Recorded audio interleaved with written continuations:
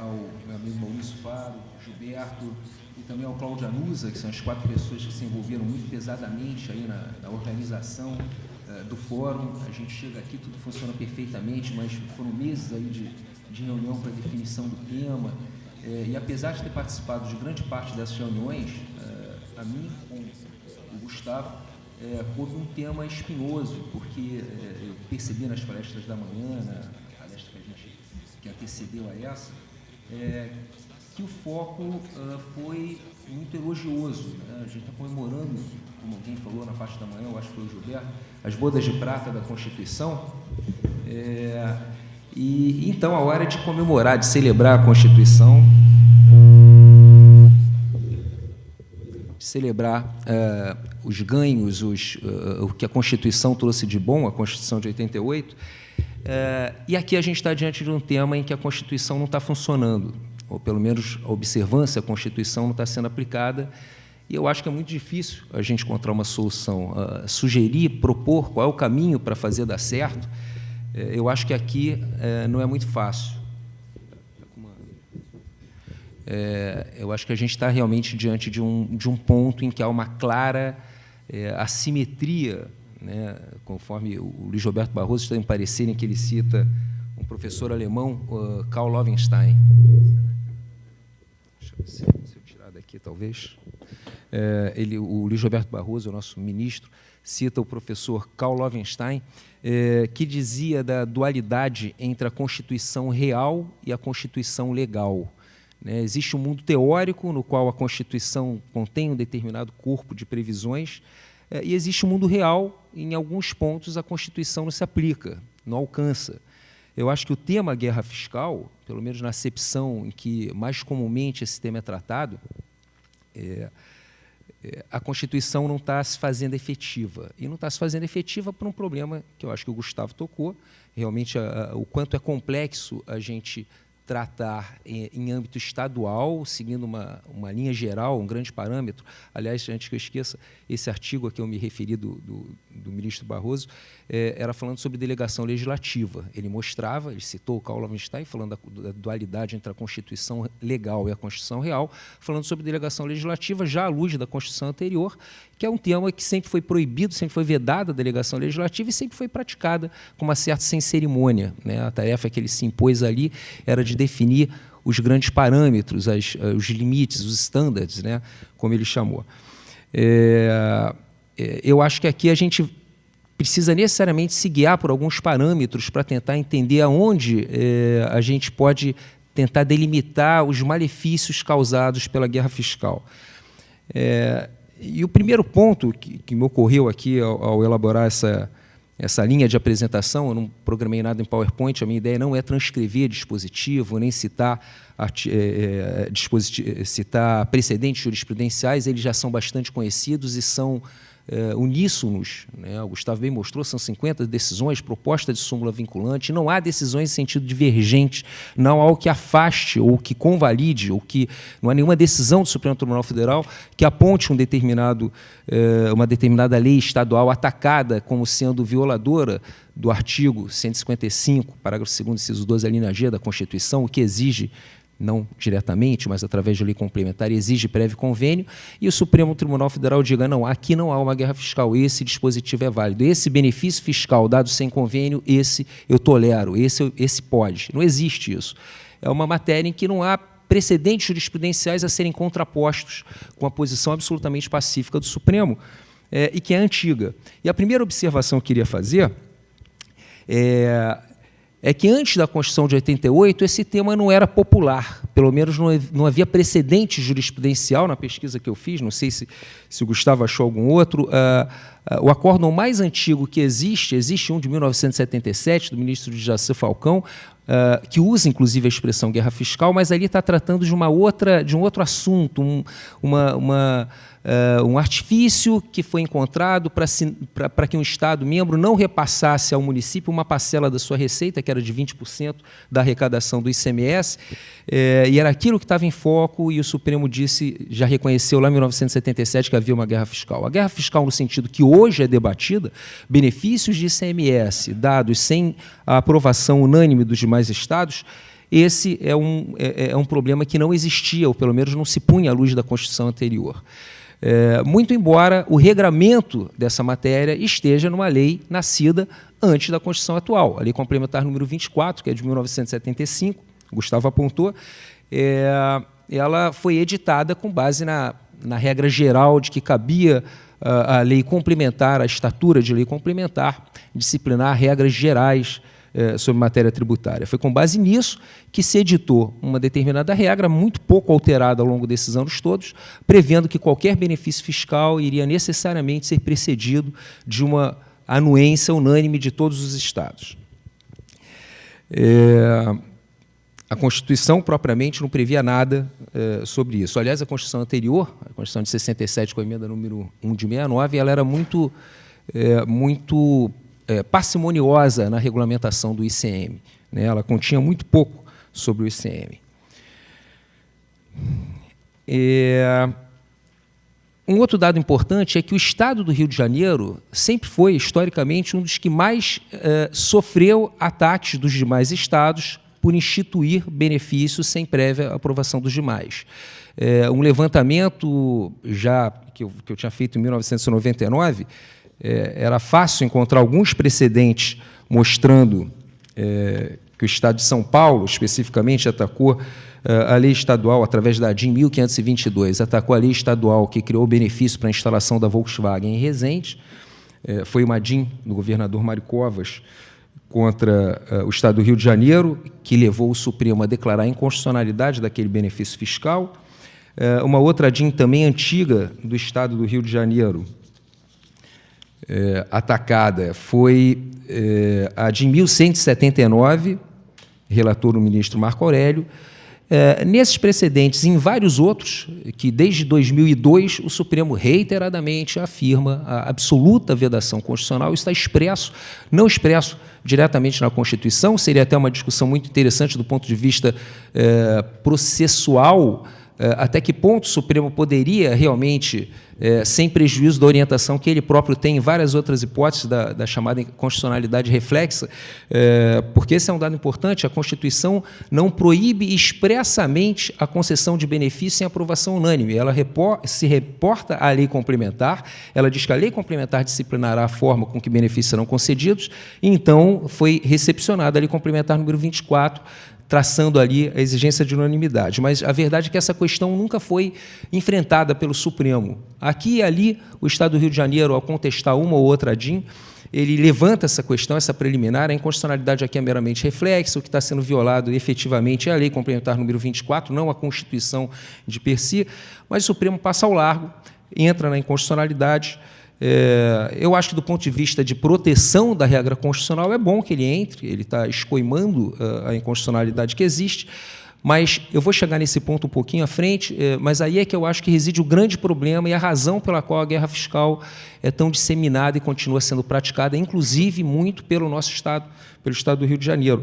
É porque o Supremo declara a inconstitucionalidade quando uma determinada lei é atacada. Para todas as outras hipóteses, ele não poderia mesmo ser diferente, para todas as outras hipóteses, para todas as inúmeras outras leis concessivas do Brasil afora, de benefícios fiscais, sem a prévia aprovação de convênio, o Supremo, justamente porque não provocado, ele se mantém inerte, essa lei continua valendo, e aí a gente tem o efeito absolutamente perverso que retroalimenta esse evidente círculo vicioso, que é a falta de alternativa do Estado que queira atrair investidor, senão a alternativa de praticar a guerra fiscal.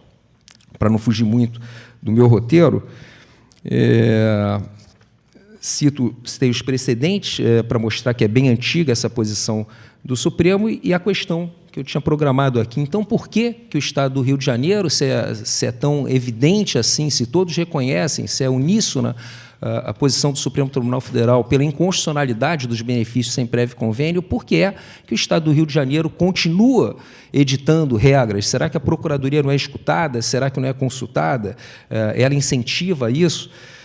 Aqui tem uma história de bastidor que absolutamente não é secreta, isso é muito evidente, eu achei muito eloquente até a posição do secretário. Em 2007, que começou a atual gestão, e o doutor Júlio Bueno, o secretário de Desenvolvimento, se tornou nosso secretário de Desenvolvimento. Ele antes tinha sido secretário de Desenvolvimento no Espírito Santo. E, de vez em quando, passava pela Procuradoria algum projeto de lei querendo conceder um benefício fiscal. E claro, isso entrava no discurso comum. É claro que isso é inconstitucional, não tem convênio específico, não tem convênio prévio. É muito curioso. Quando tem convênio, nem tem projeto de lei. Quando tem convênio, o mero decreto que entroniza, isso é um outro problema que não está em discussão. É mais uma situação em que o mundo real dissente totalmente do que me parece que deveria ser o mundo ideal, né, do que é o mundo legal, mas o fato é que, quando há convênio, praticamente todos os estados internalizam esse convênio através de mero decreto. Então, quando há convênio, nem passava projeto de lei, nem ia um projeto de lei para a LERJ. Os projetos apareciam, eram encaminhados para a LERJ, para a Assembleia Legislativa, justamente quando não havia convênio autorizando. E a nossa Procuradoria Tributária, que se manifestava em primeiro lugar, sistematicamente dizia que esse projeto era claramente inconstitucional e aconselhava a negativa de apoio, aconselhava que o governador não encampasse aquela pretensão da Secretaria de Desenvolvimento. Foi a primeira vez que eu conheci o secretário Júlio Bueno, quando ele marcou com a nossa Procuradora-Geral, que participou da abertura, uma reunião. Eu não tinha o cargo de assessor tão direto da Lúcia Léia, eu era assessor, estava numa posição mais afastada, mas passava por mim os pareceres que vinham da Procuradoria Tributária. A Lúcia me chamou para participar da reunião, e o Júlio Bueno disse: olha, eu vou falar com toda franqueza para vocês, ao invés de advogados do Estado do Rio de Janeiro, vocês estão sendo advogados de todos os outros estados da federação, porque o Espírito Santo estava numa situação muito caótica quando o governador Paulo Artung, de quem ele foi secretário de Desenvolvimento, assumiu. A gente conseguiu melhorar bastante o estado do Espírito Santo, atraindo investimento produtivo. Lá, a Procuradoria não me dizia toda hora que eu não podia atrair investimento produtivo. Vocês aqui estão fazendo exatamente esse papel. E a nossa resposta foi: secretário, o senhor não pode pretender que a Procuradoria diga o contrário do que diz unanimemente o Supremo Tribunal Federal. A gente apenas mudou o tom do discurso, a gente continua absolutamente coerente no papel que cabe a uma Procuradoria do Estado, um papel técnico, né, mas a gente procurou não inviabilizar a política pública. Então, a gente continua afirmando que a guerra fiscal é, sim, inconstitucional, que a Constituição diz que não pode, sem prévia aprovação de convênio, mas que o papel da Procuradoria se esgota ali, em advertir ao administrador, ao dono da política pública, do risco de que aquela política pública venha a ser inviabilizada e imediatamente derrubada se e quando o Supremo vier a ser provocado. Então, a Procuradoria cumpre o seu papel. As leis que atraem investimento, com violação às regras constitucionais que vedam a guerra fiscal, elas jamais tiveram a chancela da Procuradoria. Apenas a Procuradoria parou de exacerbar o seu papel de controle da legalidade para dizer que o governador não pode encaminhar um projeto. Ele é advertido do grande risco que existe daquela lei ser derrubada, mas cabe a ele sopesar diante do fato evidente, e esse é o grande problema, eu volto a insistir nesse ponto, do fato evidente de que todos os outros estados praticam a guerra fiscal. Se o Estado do Rio não praticar, ele perde investimento. E um outro dado que é muito importante, porque isso é uma avaliação pacífica tanto da Secretaria de Desenvolvimento quanto da Secretaria de Fazenda, que tem maior expertise nisso do que eu imagino que nós, que trabalhamos com direito, possamos ter. Os dois chefes da pasta são uníssonos em dizer que, se a guerra fiscal realmente não existisse para ninguém, o Rio de Janeiro estaria numa tremenda vantagem competitiva na atração de investimento frente aos demais estados. O Rio de Janeiro tem condições, não só pela sua beleza natural, pelo bom ambiente de negócio que aqui pode ter, mas, efetivamente, por questão de infraestrutura. O Rio de Janeiro seria um grande polo atrativo de investimento produtivo se realmente a guerra fiscal, se fosse para valer a vedação à guerra fiscal. Tá? E aí a gente entra num outro ponto. A guerra fiscal é prejudicial ao Estado, mas que se vê na circunstância de praticá-la. E aí a questão que seria interessante é quando começou essa assimetria, essa divergência entre a Constituição legal e a Constituição real, entre a vedação, a guerra fiscal e a realidade em que ela é praticada. Bom, começou, num primeiro momento, pela consolidação de uma prática que não foi a tempo e a hora levada ao Supremo Tribunal Federal. Começou com a consolidação de inúmeras situações em que benefícios só começaram a incomodar outros estados depois de enraizados pela prática negocial daqueles determinados estados.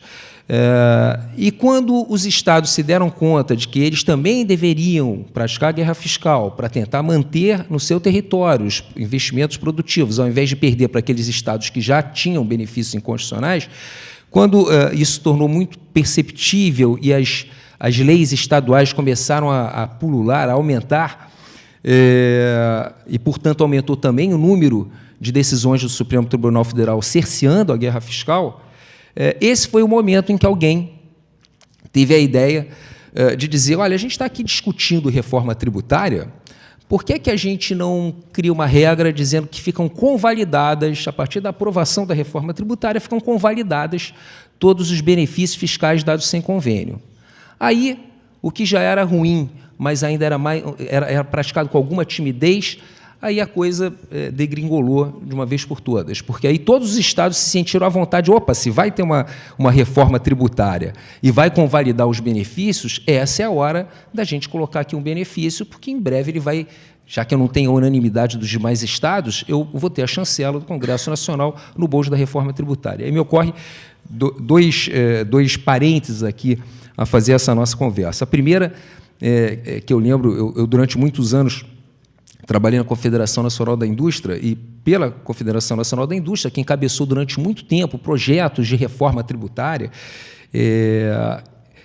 houve uma reunião com o professor Alcides Jorge Costa, um grande tributarista, super respeitado, e quando ele soube que tinha sido chamado, convidado, para um grupo grande de empresários, o jurídico estava ali, eu e mais 3 colegas do departamento jurídico, estávamos ali só para dar alguma assistência, quando ele soube, bom, mas então a conversa sobre reforma tributária, olha, eu acho que sobre isso a gente vai debater o resto da vida e nunca vai chegar a um acordo, porque quando se fala em reforma tributária, eu nunca esqueci a expressão que ele fez, todo mundo esfrega a mão dizendo, o contribuinte esfrega a mão dizendo, opa, vou pagar menos.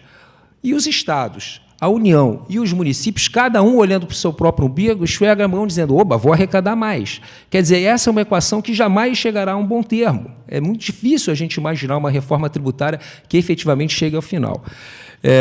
E o ponto 2 da história, segundo parênteses, eu já contei para alguns dos colegas da SEAT, da Comissão de Assuntos Tributários, é que a CNI resolveu, empolgada com a ideia de fazer a reforma tributária, resolveu lançar uma publicação, um jornalzinho, né, que seria uma edição mensal, Reforma Tributária Já era o nome. E logo no primeiro jornal veio escrito Reforma Tributária Já, depois o pessoal da área de comunicação disse, não, mas isso é um padrão gráfico de edições periódicas, sempre é assim, não dá para reclamar. Eu falei, mas aqui é uma hipocrisia. Reforma Tributária Já, no cantinho assim, como toda revista, ano 1.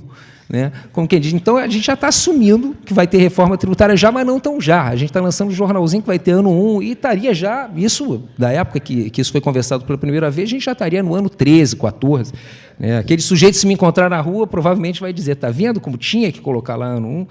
Óbvio que a publicação, a essa altura, deixou de existir. Enfim, mas o grande problema, o que serviu de grande incremento a guerra fiscal foi exatamente a perspectiva de que os benefícios inconstitucionais dados por estados viessem a ser ratificados por uma reforma constitucional.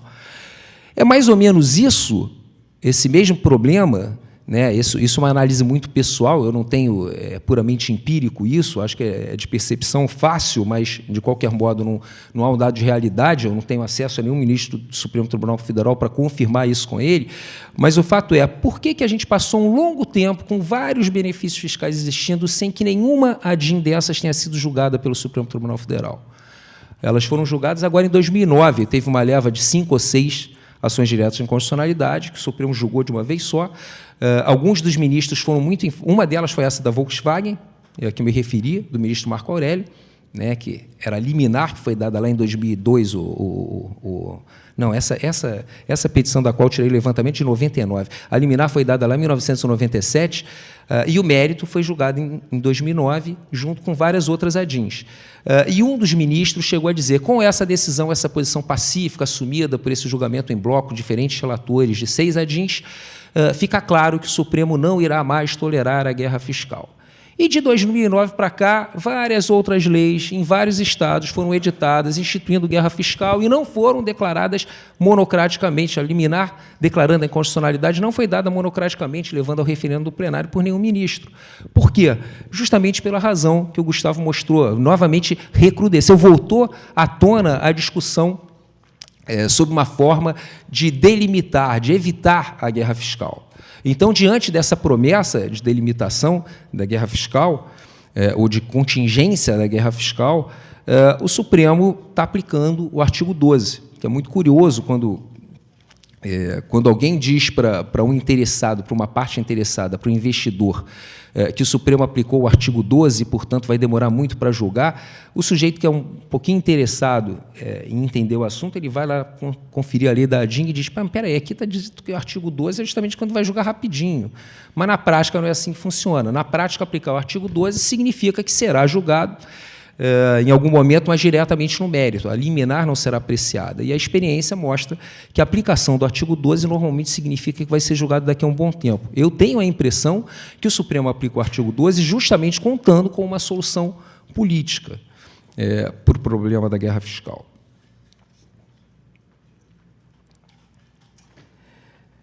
E aí a gente entra num ponto que é extremamente delicado. Aqui eu emito um ponto de vista que não é institucional, eu estou aqui falando no meu nome próprio. Eu normalmente, quem me conhece sabe que eu não acredito muito naquele dualismo do interesse público contra o interesse privado. Eu acho que eles se conjugam, sempre a gente tem que ter em mira algo que seja proveitoso para o contribuinte, porque sem isso você não vai conseguir alguém investindo no seu Estado para gerar recursos públicos. Eu acho que não há uma dualidade entre o interesse público e o interesse privado, ao contrário, eu acho que ele só funciona, o sistema tributário só funciona quando eles se conformam, quando eles se conjugam, mas, de todo modo, eu faço essa ressalva, isso não é um ponto de vista institucional, mas a impressão que eu tenho é que a única forma de você reduzir a guerra fiscal é realmente tendo uma legislação absolutamente uniforme. Ontem, por acaso, eu participei de uma reunião onde estava o secretário Júlio Bueno, e ele disse que o grande sonho dele, ele não é advogado, que o grande sonho dele é que haja uma interpretação absolutamente uniforme sobre o ICMS, que o ICMS é que afugenta e dificulta a atração de investimento.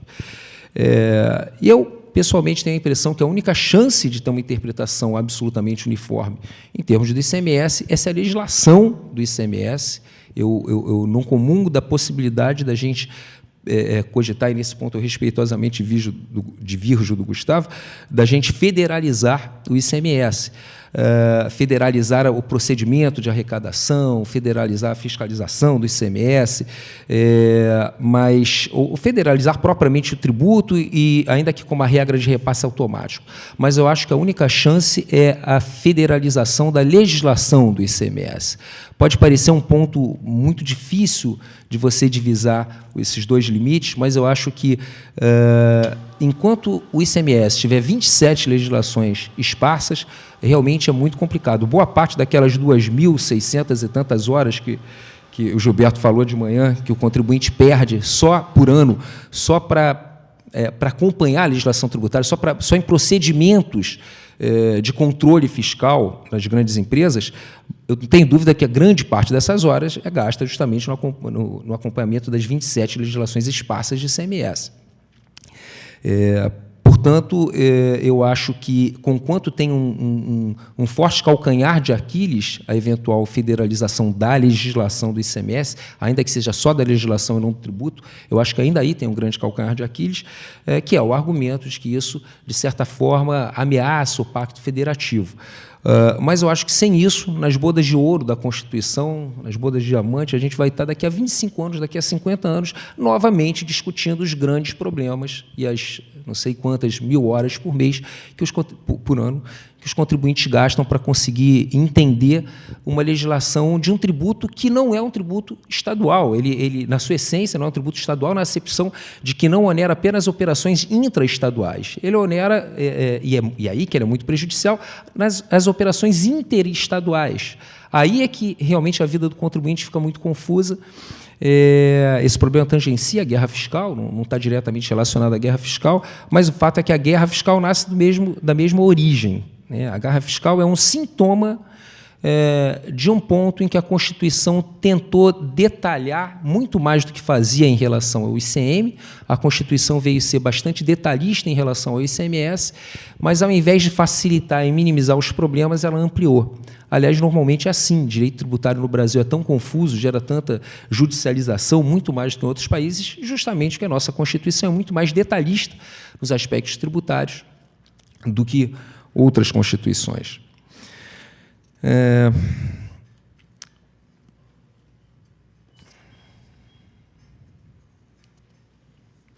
Um ponto delicado, mas que é muito importante na discussão sobre reforma tributária, diz respeito aos efeitos de uma eventual declaração de inconstitucionalidade.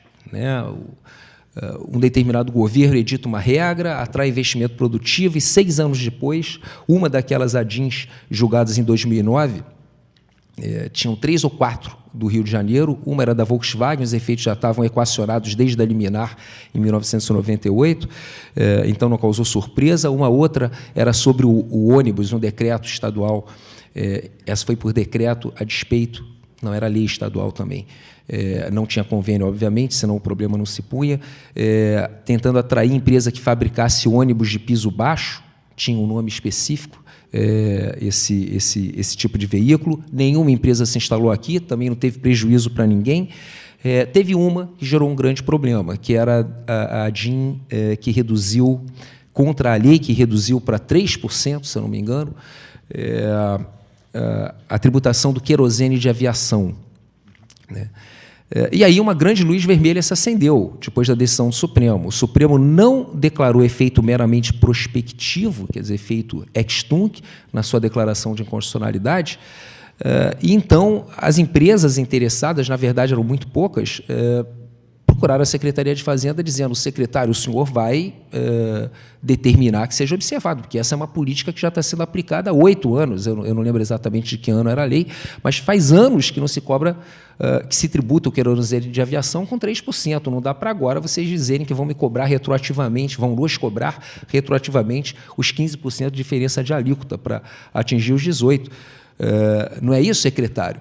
E o secretário de Fazenda disse: eu, ainda que quisesse, ainda que seja sensível ao seu pleito, eu não tenho como chegar para os fiscais e dizer que eles não podem aplicar retroativamente. Lógico que ele passou essa bola para a Procuradoria e a gente também ficou numa tremenda saia justa, dizendo: se o Supremo não declarou efeito meramente prospectivo, vale a regra de que a declaração de inconstitucionalidade produz efeito retroativo. O que a Procuradoria fez naquele caso e tem feito nas defesas de outras ADINs, normalmente pedir, no caso já julgado, a Procuradoria ajuizou interpôs embargos de declaração pedindo que fosse conferido efeito meramente prospectivo. E nas defesas de ADINs que são ajuizadas, o mesmo pleito é formulado. A gente tenta sustentar, porque muitas vezes é possível você, no mínimo, colocar em xeque a guerra fiscal. Eu vou dar um exemplo concreto para vocês. Mas, ainda que aquele argumento que, porventura, a gente tenha em socorro da rigidez da lei, às vezes é possível, além do argumento que o Gustavo citou, também do artigo 3º da Constituição, de redução das desigualdades regionais. Apesar do Rio de Janeiro ser um estado grande, ser um estado forte, um estado saudável, a gente tem muita região empobrecida no nosso estado. E muitas das atrações de investimento são para essas regiões empobrecidas. Então, quando esse é o caso, a gente invoca o artigo 3º, a gente, que eu digo, é o grupo incumbido de fazer a defesa dessas ADINs, a gente invoca o artigo 3º, mas sabendo que esse argumento jamais irá convencer o Supremo Tribunal Federal. Às vezes há um outro argumento, mas quando a gente admite que esses argumentos venham a ser superados, sempre tem lá um pedido alternativo. Na eventualidade de virem a ser superados esses argumentos, requer que a inconstitucionalidade seja declarada com efeitos meramente prospectivos. Um exemplo claro, e com isso, Sérgio, acho que estou terminando o meu tempo, não é isso? Com isso eu encerro, mas um exemplo claro de uma lei que foi atacada como praticando guerra fiscal, muito possivelmente, até na sua concepção, certamente ela foi concebida com a ideia de atrair investimento produtivo, mas ela substituía a tributação regular do ICMS, a mesma coisa que existe para a empresa de transporte, por exemplo. Ela substituía a tributação regular do ICMS de crédito, débito, 18% sobre a diferença entre as entradas e saídas, ela substituía por uma tributação de 2% sobre as saídas, sem direito ao crédito. O governador de São Paulo, esse é um dado recente, há um ano atrás o governo de São Paulo ajuizou 5 ADINs contra a lei do Estado do Rio de Janeiro, e há 6 meses atrás outras 4 ou 5 ADINs. O governo de São Paulo, portanto, está muito vigilante ao atacar as leis estaduais concessivas de benefícios de ICMS sem prévio convênio, atacou essa, e a defesa do Estado foi mais ou menos nessa linha. Olha, é possível que aqui exista um benefício fiscal, mas, no mínimo, o autor da ADIM teria que ter se dado ao trabalho de demonstrar analiticamente que o movimento de compra e venda desse segmento, era um determinado setor industrial, desse segmento industrial, os insumos adquiridos eles não são tão onerosos assim que o fato do adquirente abrir mão dos créditos escriturais, que é aquilo que é abatido dos débitos escriturais, não vai resultar. Ou seja, em outras palavras, se ele compra um insumo de 100, anota 18 de crédito, e vende por 200, anota 36 de débito. 18 é o saldo, entre 1 e 8, sobre esse saldo vai, sobre essa diferença, ou melhor, 100, 100 de aquisição, 100 de venda, a diferença é 100, sobre esses 100 de saldo, de lucro, é que vai incidir os 18% do ICMS. Se você muda essa equação e tira dele o direito de crédito escritural, onerando só com 2% apenas as saídas, em algumas circunstâncias, quando os insumos são excessivamente onerosos, você pode ter um resultado financeiro mais favorável ao Estado do que prejudicial. Então, a nossa argumentação, praticamente a única tábua de salvação que muitas vezes se tem, é demonstrar que faltou a comprovação, ou, no mínimo, a argumentação capaz de infirmar essa possibilidade de que ali a gente não tenha, efetivamente, um benefício fiscal. Tá? Eu tentei apresentar aqui para vocês um panorama histórico sobre a evolução do quadro da guerra fiscal, tentar discutir com vocês, dividir com vocês o ponto que eu identifico como sendo essa certa sazonalidade entre os ataques às leis estaduais, o porquê dos ataques às leis estaduais, a possibilidade, o decurso de um longo tempo sem que tenha havido a prometida solução política, o porquê do incremento da guerra fiscal, porque do incremento de leis estaduais concedendo benefício em prévio convênio, que era justamente a perspectiva de que esses benefícios viessem a ser convalidados por uma reforma política que jamais veio, e que eu concordo que é muito difícil que venha, imaginando que depois a gente pudesse ter um espaço aqui para perguntas onde um ou outro desses pontos pudesse ser mais cuidadosamente detalhado. Eu, de qualquer modo, nessa expectativa, eu fico aqui à disposição de vocês com o Gustavo, para tentar trocar alguma ideia sobre algum ponto específico, alguma dúvida específica que possa surgir sobre os efeitos de uma declaração de constitucionalidade como essa. Tá? Obrigado.